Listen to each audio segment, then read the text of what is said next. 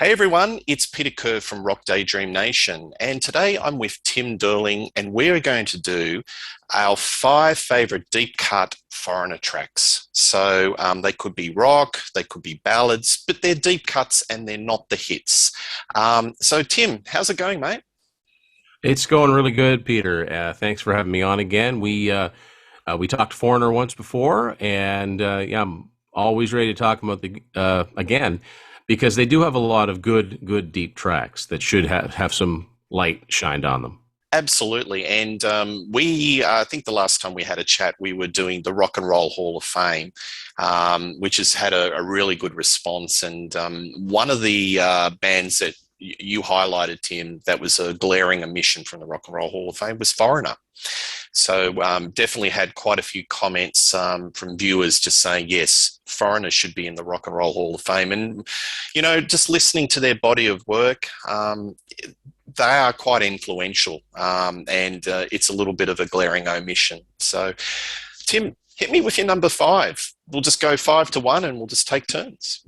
So I wanted to pick some songs that don't get that either weren't singles or just don't get the attention that I think that they should.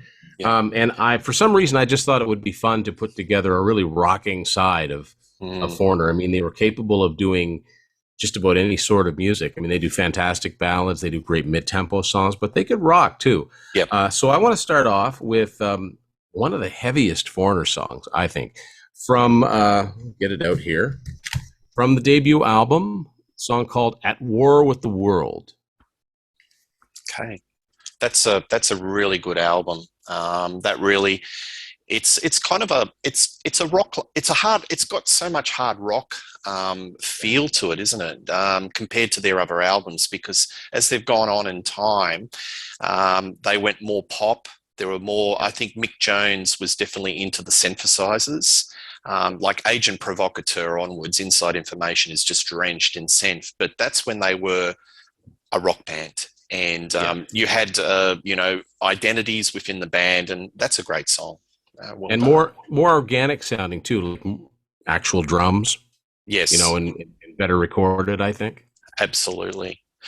Well, number five for me, I went off the Agent Provocateur, and I did it. Look, the album is drenched in synth, but there is a few hard rock songs that I really have a shine to, and my one is Tooth and Nail.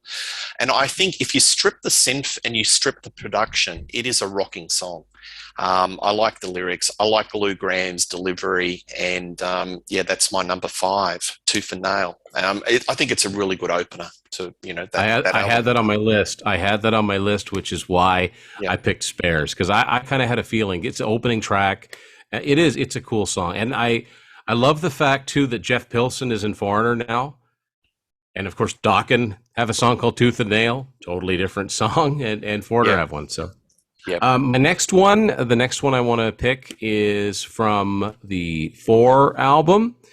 And I don't think this was a single. I think it got a little bit of airplay, but I don't think it was definitely wasn't a hit. Is the opening track "Nightlife"? Okay. Yeah, look, number four, that was their huge mega hit. How many copies has that sold? Would that be their biggest selling album, Tim? I think so. I think in the states alone. I think it's like 6 million. Yeah, Right. that's the album that Mutt Lange produced. He didn't write Yep. any co-write any of the songs, but you can hear his background vocals and just the overall style. Mm. This was like a taste of things to come with Def Leppard and the Cars and all the bands that he would work with. And yeah, I mean, Foreigner have had consistent platinum albums, but I think that one's the biggest because think Urgent and Waiting for a Girl Like You are two of their biggest charting songs. And you definitely wouldn't have heard either of those songs Yep. on the previous three albums. Yeah. You might have heard Nightlife. It might not have sounded quite so synthy, and Mm. the drums wouldn't have sounded quite so processed. But it's a rocker, and yeah, there's a good rock song in there, and it's always been one of my favorites off this album. Yeah. Just a quick little question. What's your favorite Foreigner song? And not a deep cut, but just if it was including the hits, what's one of your favorite? Boy, that's a tough one. As far as I think I'd have to say Jukebox Hero. Yeah. I like That's Urgent. that's an epic. Yeah, I like Jukebox Hero, but I love Urgent. And Yeah, me too. I mean, there's a reason that they've sold as many albums. They had hit single after hit single after hit single, right? I think it's Waiting for got a the Girl Like You is a great ballad. yeah. You know, Um, yeah, but I like Long, Long Way from Home. I mean, it was a hit mm, single, but it's a little bit overlooked. I yeah. like that one a lot too. But the thing I like about Urgent, I think it's got one of the best sax solos Oh yeah. committed Oh, to record. hair on your arm stands up when he hits that Oh, high note at the end. yeah. Junior Walker. Um, the greatest hits. I don't know if you've got it. Because you probably got all the studio, but the greatest Which hits. one? There's Yeah. Oh, there was one called "The Very Best of Foreigner," which I think it had the Like an Agent Provocateur sort of cover, and they had an acoustic version as a bonus track of Urgent. It's killer. It's absolutely killer. It's like Foreigner unplugged. I don't have that version of it. I've got Yeah. one called The Very Best and Beyond, which has a really Yeah. bad, dumb cover with like a mannequin body and a guitar strapped over it, and they didn't have Yeah. great album art. Yeah. I have heard them do some of the songs acoustically, and they do stand up. Oh, but Urgent is just absolutely killer. Check it out.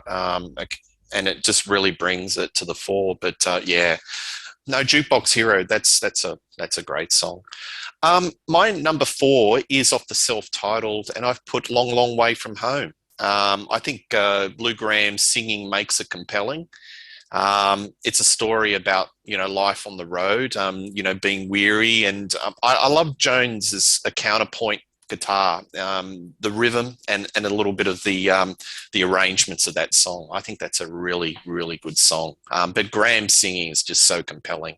Oh yeah, He could sing the phone book and just make yeah. it sound Oh yeah, he had such interesting. soul in his such soulfulness in his voice, and I know they've opened a lot of concerts with that, and I love how the synth kind of I Yeah. like that opening synth line with just Yep. the D chord going. It's simple, but it's very effective. Yep. Yep. So that's my 4. So my next one, I thought, well, let's give everybody a chance here. I went with something from this album, Unusual Heat, which is the album they did with Johnny Edwards as vocalist. Now, I wanted to pick my favorite song on this is Low Down and Dirty, but that was the single from this album, so I didn't go with that. I went with a song called No Hiding Place, which is another kind of a heavy rocker. This album was produced by Terry Thomas with Mick Jones, and it sounds very, very much like Bad Company of the same era, the Dangerous Age, Holy Water era, because Terry Thomas produced those albums too. They practically could have been, done at the same time and just swap out vocalists. And oddly enough, they were both replacement vocalists. I think Johnny Edwards did a fine job on here. This album got buried, because Atlantic Records said, we're not going to, we want Lou Gramm back in Foreigner. So they dumped this album. This didn't stand a chance, and neither did Lou's Shadow King album, which he did. Vivian Campbell and a bunch of the guys were in that. That came out the same year. Both of them ended up in the delete bins, and it's a shame because you would, the smart thing to do as a record label would be say, well, I think Warner Brothers got it right with Van Halen. Said, well, okay, well, let's put the Van Halen album out with Sammy Hagar. Let's put Eat 'Em and Smile out, and we'll sell more albums. Yeah. Because you got a lot of fan base. A lot of the fan base is going to buy both. So now you're selling 2 albums instead of 1. So it's a little short-sighted. So I don't think this is a fantastic album, but I did want to give a little bit of, there are some good rockers on this. So No Hiding Place is my choice. Yep. No, that's good. My number 3, I don't know if it was a single or not, but I'm going to go off number 4, which is Break It Up. Was that a single? Oh, it was. And well. I went, when I interviewed Lou Gramm about it, I said, it only got to number 26 on the charts. I think it's a great, great song. Yeah. And he said straight out, Atlantic Records, they stopped promoting at that point because they'd already had Urgent. They already had Waiting for a Girl Like You. They already had Jukebox Hero. The album was selling. So I think the record company's attitude was, well, why are we going to put any more money into promotion?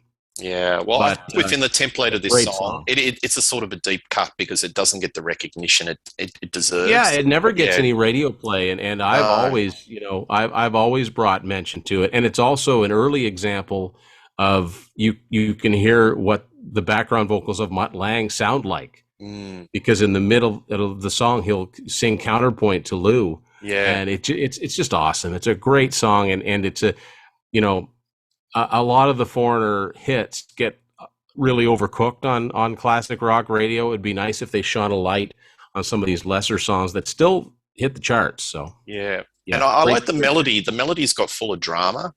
Yeah, It's sort of almost neoclassical. yeah, But yeah, I just like the melody. And yeah, I know. Look, it's a single, but it's a deep cut, and oh yeah. it doesn't get the recognition.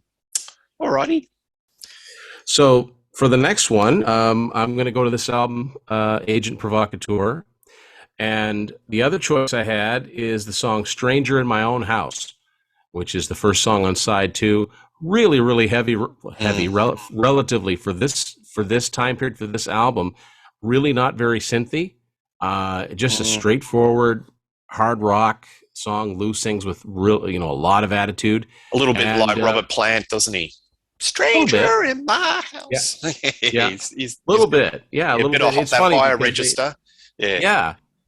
yeah. Yeah, it's worth another listen. I mean, this album, of course, it had "I Want to Know What Love Is," and that was yesterday, and those are almost no guitar, and they were Yeah. huge singles. But there's more. There's more to it. That's why it's good to go through some of these albums by these big bands and find those deep cuts that, oh yeah, that's pretty good too. So yeah, Absolutely.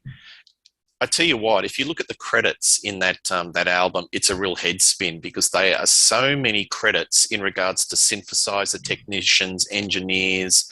yeah, It takes up a whole page. and one of the guys, it's funny, it's somebody you would never suspect in a Foreigner album is Tom Bailey from the Thompson Twins. Really? Yeah, Yeah. he's credited on this and on Inside Information, and on the Four album, a lot of the keyboards are played by Thomas Dolby. Right. So he Yeah. must have been friends with Mutt Lange because he played keyboards on Pyromania too, the songs that Yeah. had keyboards on them. Well, Thomas Dolby actually lived next door to Eddie Van Halen. And I think Eddie Van Halen used to play on one of Thomas Dolby's albums. Yeah, Yeah, it's interesting. It's all very connected. Yeah, there's always a reason. It's never just happenstance that Yeah. these guys are guesting on each other's albums. There's Yeah. someone knew somebody. Do you think that I Want to Know What Love Is may have killed their career a little bit in a way because it was such a it may have been a leg iron around their, it might have weighed them down.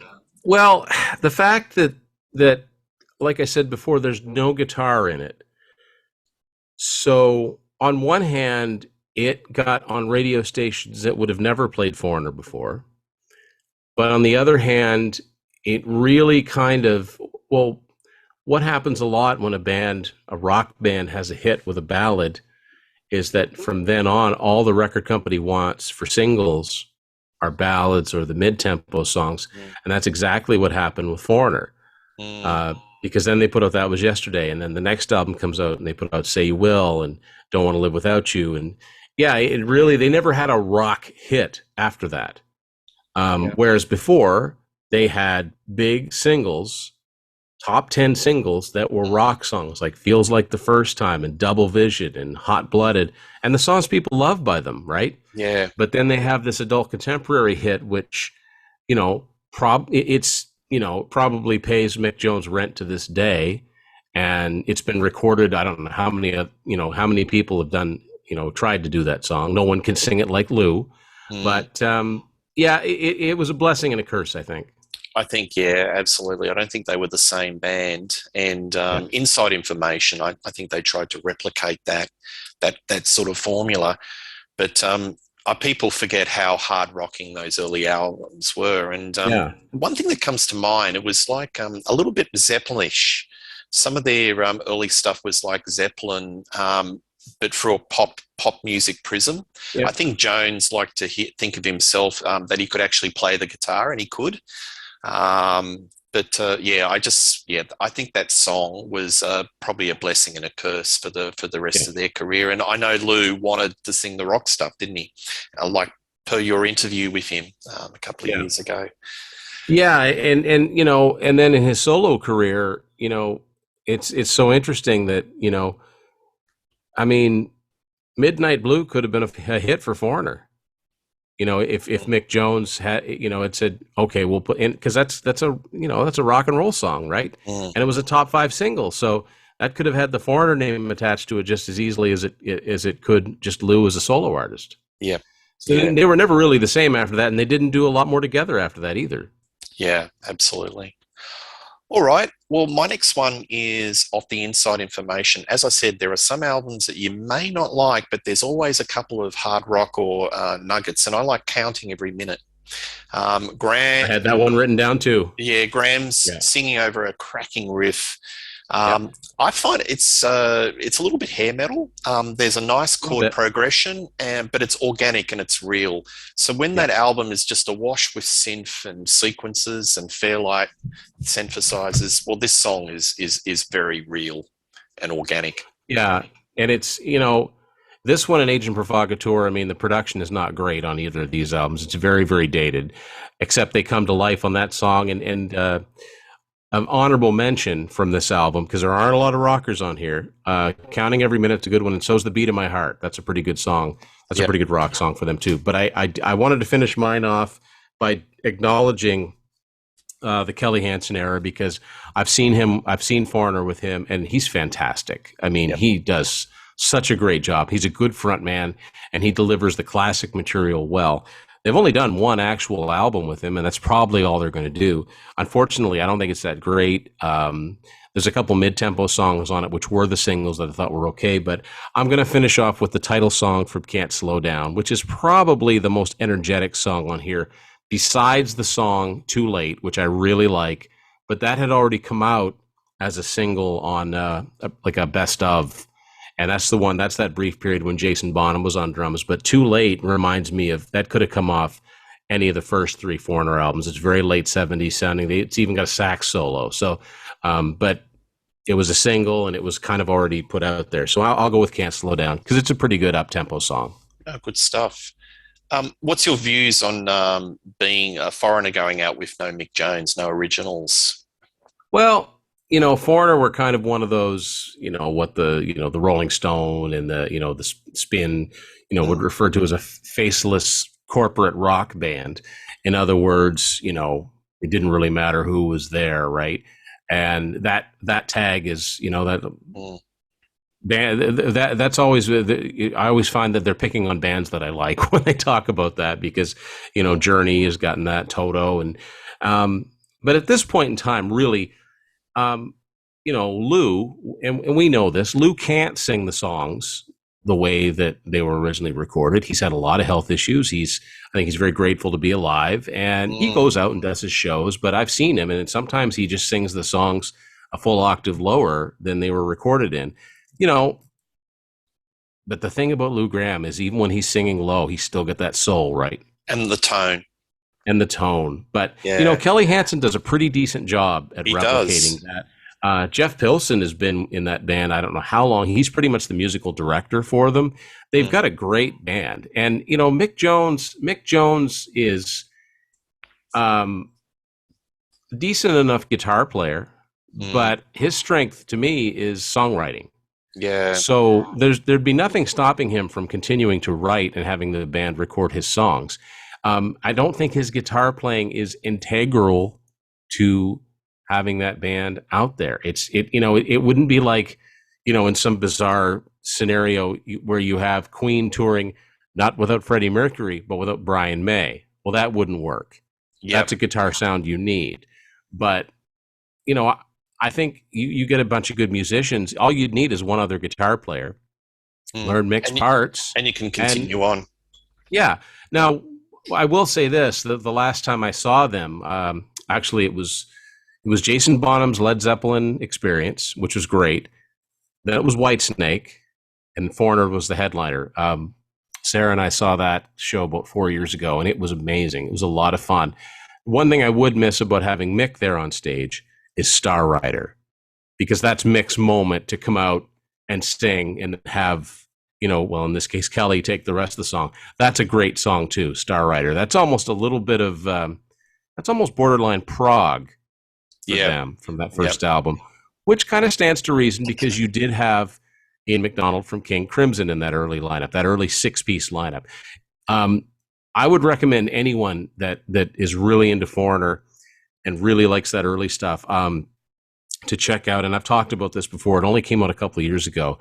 Live at the Rainbow, which was recorded. I'm pretty sure it was recorded when Double Vision just came out, and that band was on fire.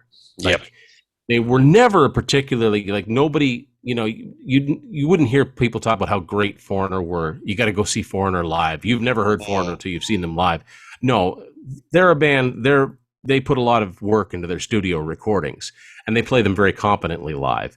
But these early recordings of theirs, that Live at the Rainbow, I highly recommend that, because that original 6-piece band, because you got 6 people on stage, they can do everything. You don't need anything extra. If you want a sax player, you got a guitar player that can play sax. You got a keyboard player. You got a lead singer. You got a guitar player that can sing. Highly recommended. Yeah. On my channel, Reed Little and myself, we had a show called about the most valuable player in bands, and we were talking about bands that have continued without any original members. And I cited an example, Little River Band from Australia, where there's none of the original lineup, but they continue. And what we agreed was that there are some bands where the name is the most valuable asset. Oh, absolutely. And Foreigner, it doesn't matter if Mick Jones, he's not the most valuable player. The most valuable player in Foreigner is the name Foreigner, and people will go to still see it. Plus, you have to have a singer that can deliver that material. Correct. Same thing with Journey. You need someone that can sing that material, because people, they're driving into the venue, and either they're listening to their phones or they're listening to a CD, and they're listening to whatever band it is, and they shut it off. They walk into the venue. They're expecting to hear it just the same. They don't want to hear it tuned down 3 steps. They don't want to hear a singer dodging notes or getting the crowd to sing half the song. It's Neil. So Foreigner, you need that. I hate to say it, but you need the brand name. Yeah, that's going to draw people. You need the band name. You need that big logo up there. Absolutely. And there are going to be some bands that will continue on, Tim, into decades beyond us, based on the brand name. And it doesn't matter who's in it. Some bands, like, you can't have Aerosmith without Tyler. Correct. Him and Perry are the most valuable. Yeah. Because they even proved they can get by without Perry very, very briefly. But Tyler is not only his vocals, but he's such a character. Yeah. And he's got such a distinctive look that he would be missed. If you didn't have somebody standing up there, at least that didn't look like him. Right? He's the most valuable player. Yeah. Oh, yeah, for sure. Yeah.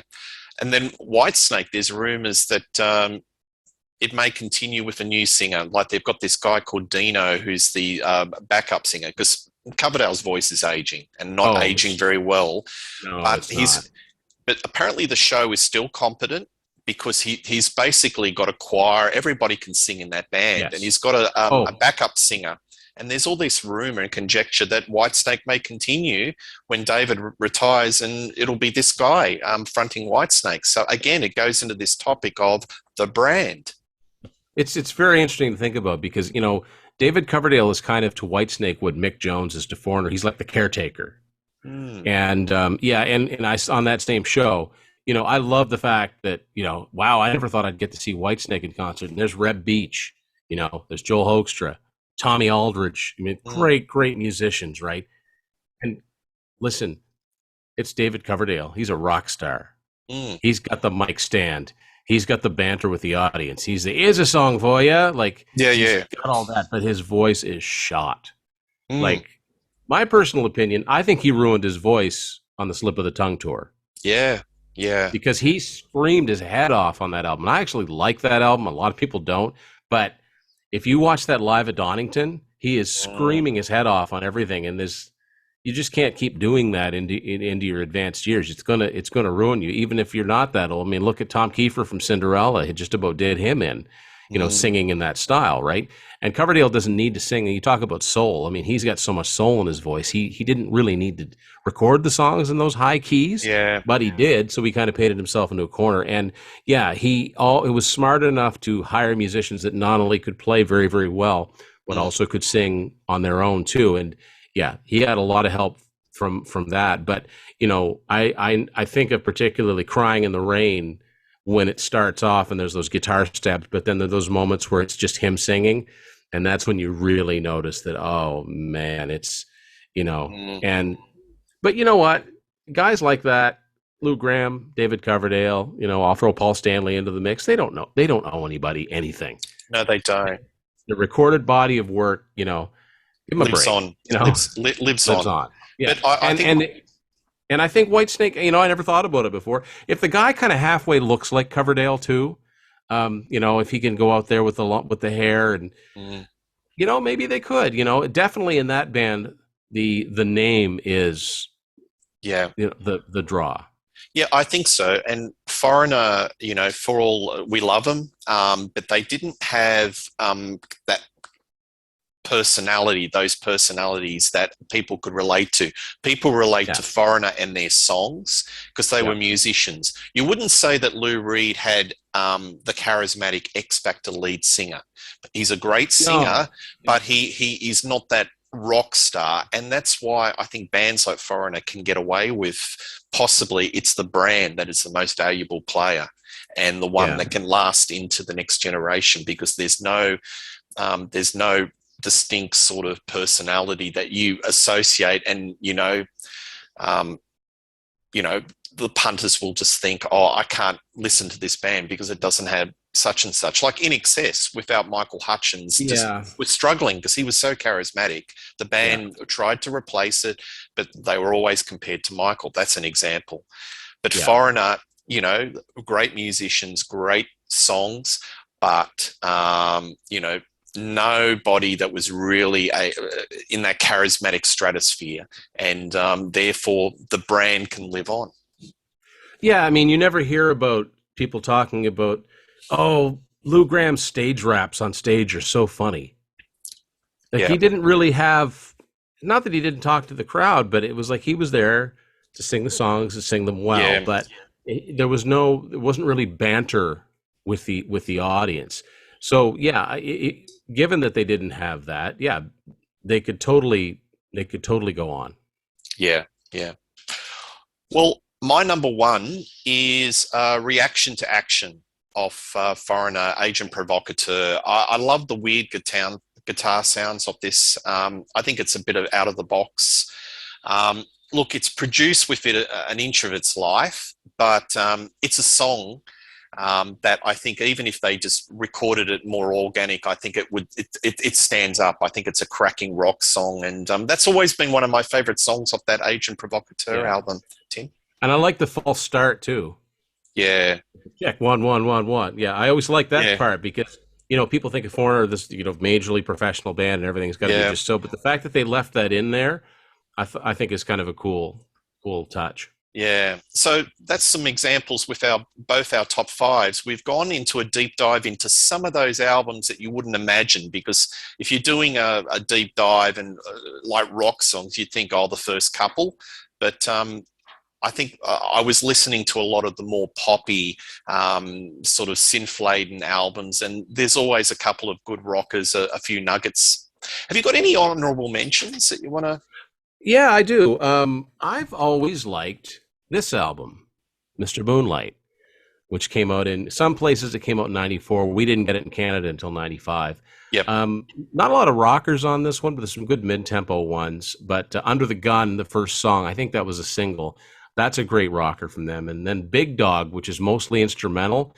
When I saw them in concert with Lou, they would do that song and then kind of jam a little bit because it's mostly instrumental.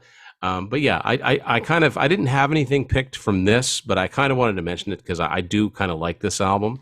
From Head Games, I really, really like Love on the Telephone. I was going to pick that. Yeah, I love that one. Yeah. And the only other one I had was, I had Head Knocker from the first album. That gets a lot of classic rock airplay, but I don't think it was a single, but great tune. And the only other one I had was off Double Vision, is the song Lonely Children. And your favorite Foreigner album? Either the first one or 4. I like 4. Yeah. I know it's I'd got all the probably, yeah, push hits. come to Yeah. shove, probably 4, because I mean, you get into that song sequence from like tracks 2 to 6, and it's all just awesome songs.